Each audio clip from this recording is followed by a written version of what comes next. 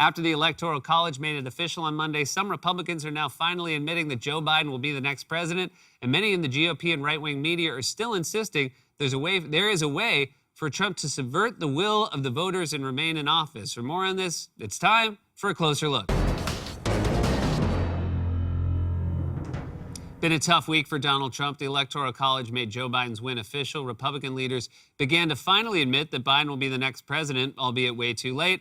A judge ruled that Trump's business must turn over documents sought as part of an investigation by the New York Attorney General's office. And on top of all that, Trump's neighbors in Florida went public with a small request. Please do not move here. Trump's neighbors in Florida are bracing for the possibility he just might spend his post-White House days right there alongside them. Tonight, the Washington Post is reporting that some of the neighbors down in Mar-a-Lago want the city of Palm Beach to prevent Trump from settling down there. They argue he signed away his legal right to live there full-time back in the 90s when the resort was originally converted from a private residence to a private club.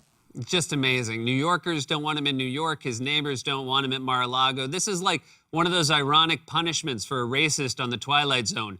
We do have a hacienda available in Mexico City. No!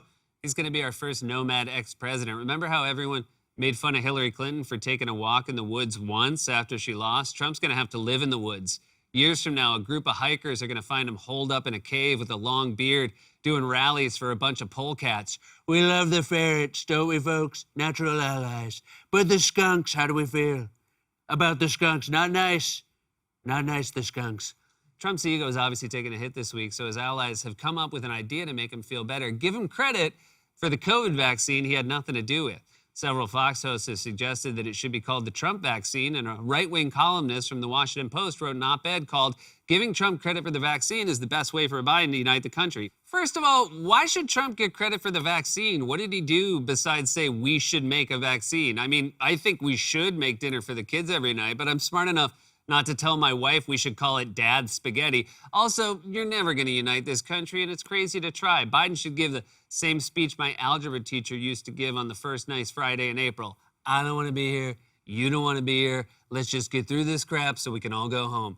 Trump didn't do anything. He's like the guy standing on the sidewalk watching you parallel park. You gotta cut the wheels, man. Yeah, I know that. For a crowd that constantly claims your feelings don't matter, they seem to think Donald Trump's feelings matter a lot, and especially this week after the Electoral College yet again confirmed that Trump had lost. Yesterday at a rally in Georgia, Biden joked about the fact that multiple recounts in the Electoral College had confirmed his victory there. Thank you for standing strong to make sure your voices were heard, your votes were counted, and counted, and counted again.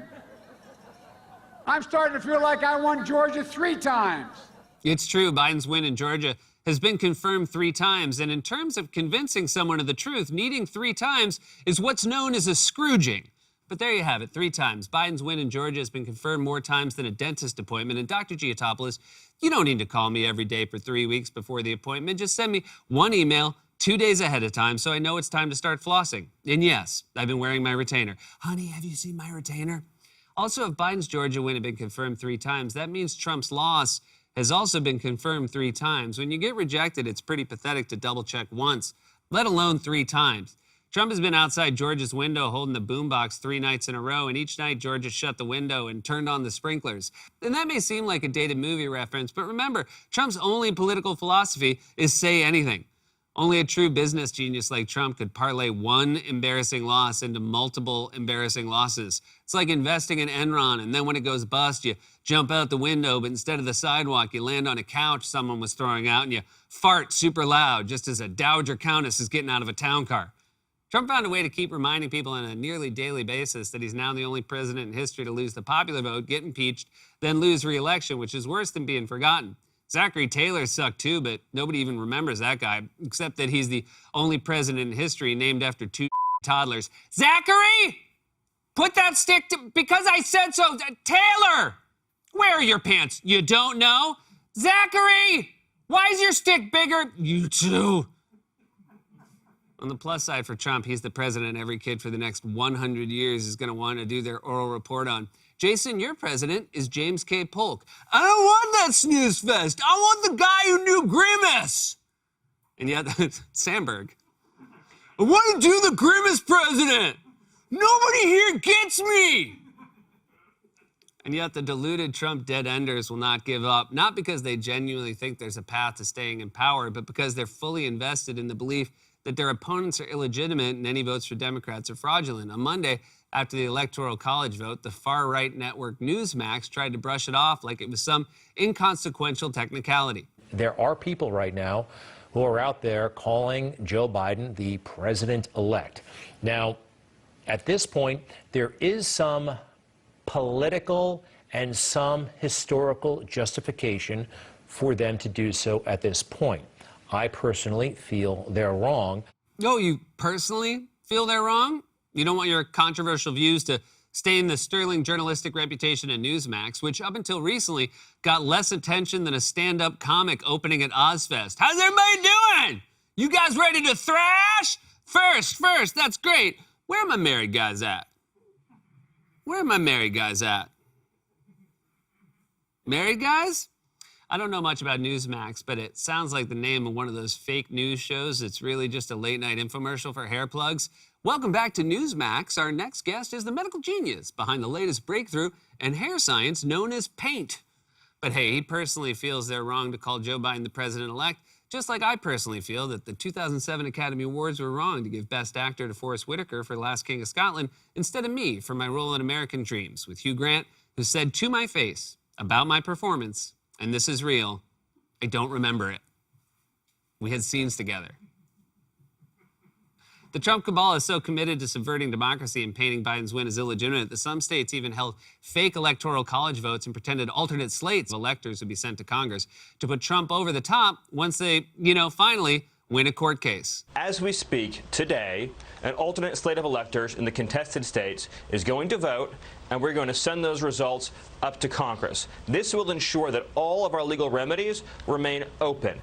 Alternate electors, you might be thinking of an alternate universe. Not only is the president well on his way to re-election here on Earth C, he is also one step closer to apprehending America's gravest threat, Superman, the villain of Krypton. And I'm sorry, but none of your legal remedies remain open. You guys lost almost 60 court cases, including 2 at the Supreme Court. At this point, you're the kid at the spelling bee who's buying time by continuing to list letters. We're going to stop you there, Kyle. Pheromone doesn't start with an F, and I think we both know it doesn't have 35 E's. And no, you didn't just lose on a technicality, as Trump and his allies have continued to claim. They're winning these things on little technicalities, like a thing called standing. Standing is not a technicality. It means you don't even have the right to bring the case. That's like saying, they won't let me play Little League because of the technicality that I'm not 9 years old. Now, I do think it's worth pausing while we're putting so much emphasis on the Electoral College to remind everyone that the Electoral College is a terrible system. And the way you can tell it's a bad system is the majority of Americans want to get rid of it. And it felt that way for decades, but it's still there. If you're a sane, normal person, you might have assumed that the presidential election was over the moment it became clear that Joe Biden would get more votes than Donald Trump. That's how it works in most democracies, with the exception of Norway, of course, where the prime minister is chosen by a mystical gnome named Lars, who emerges from his cave once every 4 years and names a new leader in exchange for fish balls and orange soda. And that's today's gentle Scandinavian joke. Of course, in Norway, they chant, "Fjord more years!" And that's today's no audience joke. Which still did better with the crew than every other joke. We'll put in the crickets. You won't hear it over the crew laughing. Although it might actually be preferable to have a system like that, because instead we have the Electoral College, which every 4 years anoints a handful of swing states as kingmakers and has awarded the presidency to the loser of the popular vote several times. I mean, remember, Joe Biden got 7 million more votes than Donald Trump out of a total of 158 million. But if you flip about 65,000 combined votes in the right states, Trump would win the Electoral College, and that's insane. We don't do anything else like that. When the Steelers score a touchdown, it's not worth 47 points just because they're from a swing state, although that would be very helpful right now. Anyway, the Electoral College is a ticking time bomb that is inevitably going to lead to a major crisis of democratic legitimacy one day. Arguably, it already has. It's just that Democrats, unlike Republicans, accept the results of elections. And it's not even like the Electoral College was carefully crafted by the founders and designed as an integral component of our democracy. In fact, they basically left it until the last minute of the Constitutional Convention, then half-assed it so they could all go home. 1787, the founders, they go to Philadelphia, the framers of the Constitution create this new document, which has a president for the first time, and they have to decide, how are we going to choose the president, right? And it is the most vexing question for the whole summer. They fight about it for weeks on end, and then they come up with this system in the waning days of the convention, primarily because they were completely exhausted. They wanted to get the hell out of there.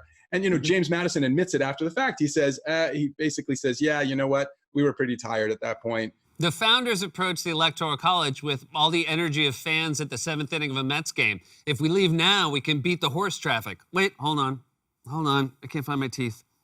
And it's also worth noting that almost immediately the founders realized their system was broken and wasn't operating the way they intended. They didn't think we'd devolve into a situation where we have to pray that Florida finally pulls it together like we're Zachary and Taylor's mom at the kindergarten Christmas pageant. Just please behave for one night. Zachary!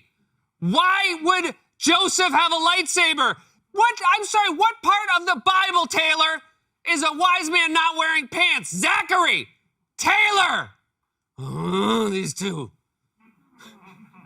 The founders just wanted to go home, so they scratched out a half-baked Electoral College system at the last minute, then got the hell out of there. There's a reason there's no rap battle in Hamilton about the creation of the Electoral College, even though I thought my audition was very convincing. Sit back, everybody, as I drop a little knowledge about the E to the L to the Ectoral College. Shoemaker, when you raise the roof, you go like this, and you're going like this.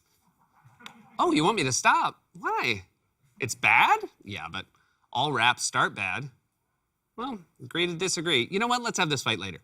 The Electoral College should be abolished for the obvious reason that in democracy, everyone's vote should matter, and whoever gets the most votes should win. But abolishing the Electoral College would also have the added benefit of preventing future attempts to steal the election through Congress or state legislatures or the courts, just like the one we just saw. The presidency would go to whoever got the most votes, and that's it. It would be simple. It would be like how a democracy works or how any election anywhere works. In high school, all the kids vote for who they think gave the funniest speech, and then that person is class president. Not like the students vote, and then the prom king, a math teacher, and the kid with the pet iguana get in a room and decide if they're right. And if it was a simple case of most votes win, you wouldn't have Rudy and his gang of cartoon characters descending on state capitals after one too many Jaeger bombs at the local hula hands.